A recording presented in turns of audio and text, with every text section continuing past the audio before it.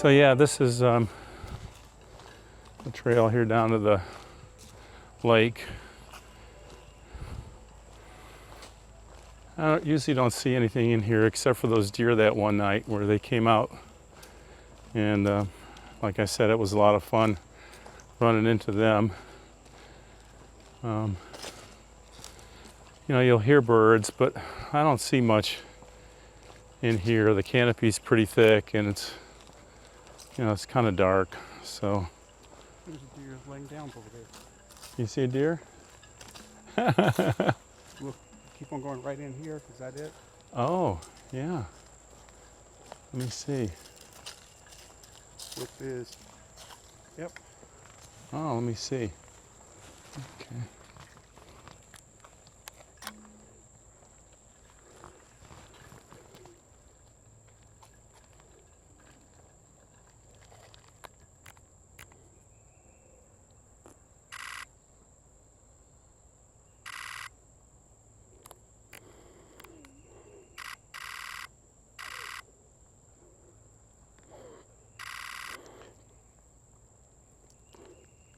I like about this, I'm able to fire off some really low ISOs or low shutter speeds.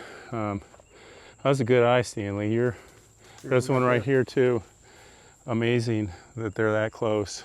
They're just so habituated to people, and you know, they just don't pay them any attention. I guess it's kind of nice having the facial recognition. Need to shoot some loose here because I need more context. I've been shooting stuff too tight lately. And cool. That was fun. We mentioned deer and there they were. Doesn't take much. No. Your eyesight reminds me of my son Joel's. His is just so sharp, and he was a Cav Scout in the Army, so maps and visual, you know, sightings are his strength.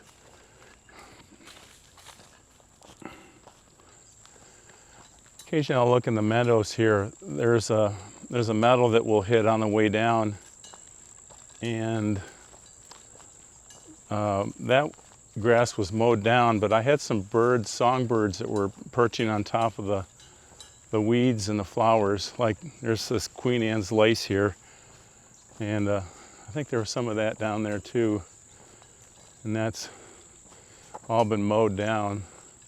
My heart kind of sank one day, but then that was the same day when I came up out of there and I ran into the deer in front of me, so it was kind of a redemption day.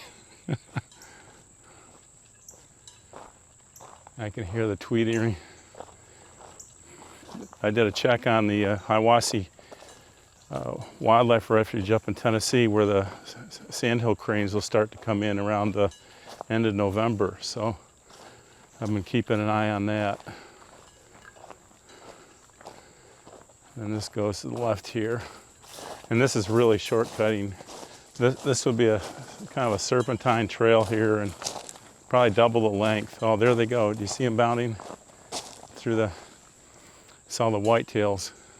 So up here is the thicket where they came out right in front of me the other day, yesterday morning, in fact.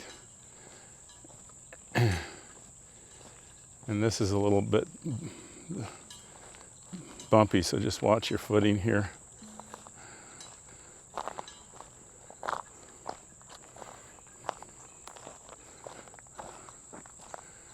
So you can see the lake is just right out there.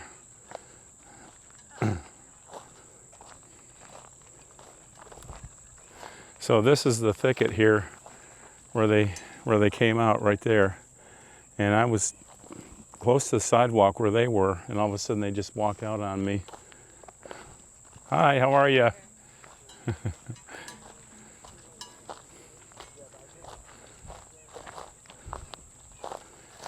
And there were 3 of those, so there was a male, a female, and a fawn. And none of them seem to be in too much of a hurry to get going. Fortunately, I had the camera adjusted, you know, beforehand, so I didn't need to make too many in-camera adjustments. It was what it was, but still it was fun. You know, just one of those surprises. You never know what you're going to encounter here. Sometimes there's nothing, but I don't know, just being out here is fun in itself.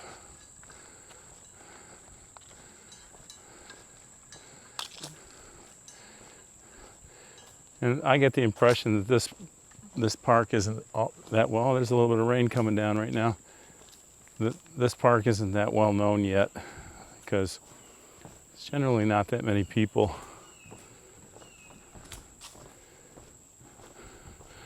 So that sounds like an osprey, that call. Did you hear that? Yeah. Yeah, that sounds like an osprey. And my son and I have really gotten accustomed to hearing that and being on the lookout when we hear that up in Lake Allatoona and other areas.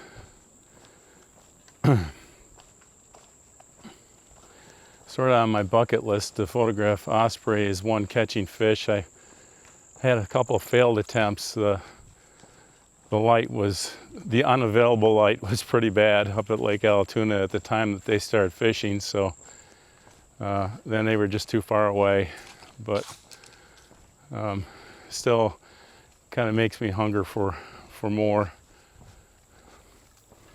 So this is the dock here, and this is they modified this in the last year or two. It didn't used to have the cover. It's nice.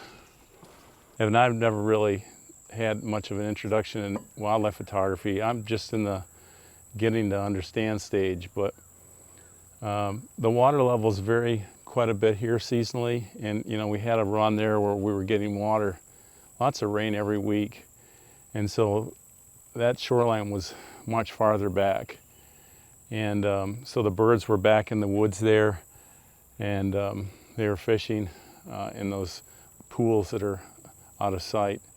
But now that we've had the drop in rainfall, the shoreline's really starting to recede and or increase. It's gotten coming out more this way. Let's get under that overhead and way here. So I'll be looking for egrets as we go this way, and then you can see across the lake there is a great egret by that gazebo, and they'll spend time going back and forth around the area. So just a couple days ago is when I was getting ready to leave, and I looked up and I photographed an osprey. It turned out it wasn't an osprey. It was a bald eagle. And at first I did a double take and I thought, is that a bald eagle? So then I brought up the picture on my LCD and I looked, and sure enough, it was a bald eagle. And he was up high. I'm glad I had the 1.4x on the lens, but it was exciting. It was a treat. And I didn't realize they were here in Alpharetta, but apparently they are. Anyway, so my understanding is I have a map. It's called Onyx, and we use it for hiking, but the city only owns this pier in the park, and so that's an osprey right now. You hear that? That is an osprey. And I might switch to bird mode right now in anticipation, because that's usually a sign that I need to wake up and get with it and make some shutter speed changes and all that. So they'll stay up in the trees here. There's a pine tree. I don't know if there's a nest up there, but that's where one came out yesterday and actually plunged into the water below. I missed the plunge, but I saw it as it came up out of the water. Then I've got some shots of it shaking the water off its body as it's drying off. But they'll be back in here, and it's interesting to watch the other species respond to that too. The egrets, if they're in a real kind of la-la state, they'll perk up when they hear the osprey make that sound. And So that's cool.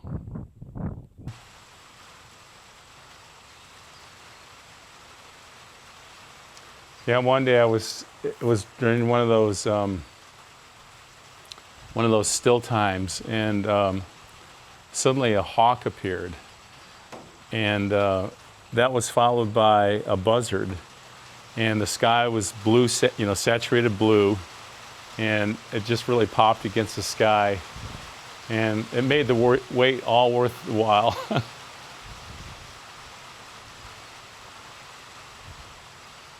That's really a nice composition right there right now too. I'm gonna feather that shutter speed. Oh look, the legs raised up, nice. Nice, ooh, nose to the reflection. And the water is so placid right now, it's reflecting a full body. Many times I don't get that full body reflection because there's waves, that undulate. So that's something. I thought that was, I love the nose pointed down. Oh, it's so glassy right now, it's great.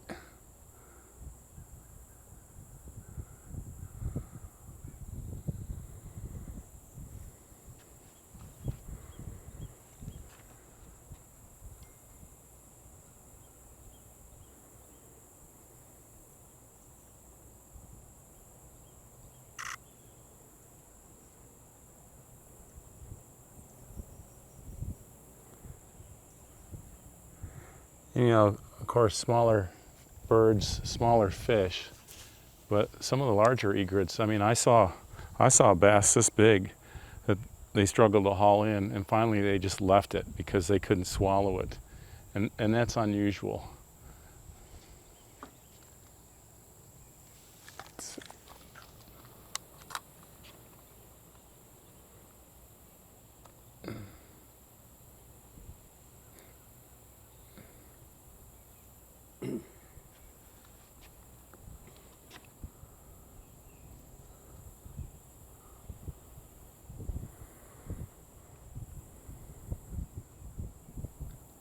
And occasionally I'll see the smaller egret with the larger egret. I don't know if if they're a member of the family or they tolerate each other, but oh, here's the wing opening. This may happen right now too. This is worthy of looking at.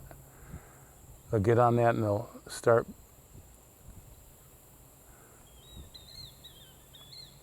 There's it. Pulling at their feathers and preening.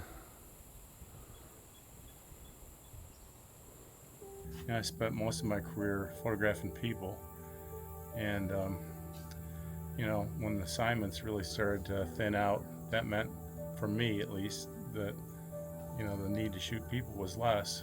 Of course, there's family, but during the pandemic, or just prior to the pandemic, I had gotten a longer focal length lens that I'd hoped to use for the D750, which had a great sensor, but I was only teased by the fact that the buffer was so limited. The camera would lock up after 12 frames or something like that. So I was limited to shooting the bird feeder. Anyway, I look back at it, I don't know how I got involved in this. I guess it's just something I thought, well, if I could try that, I would probably enjoy doing it. So yeah.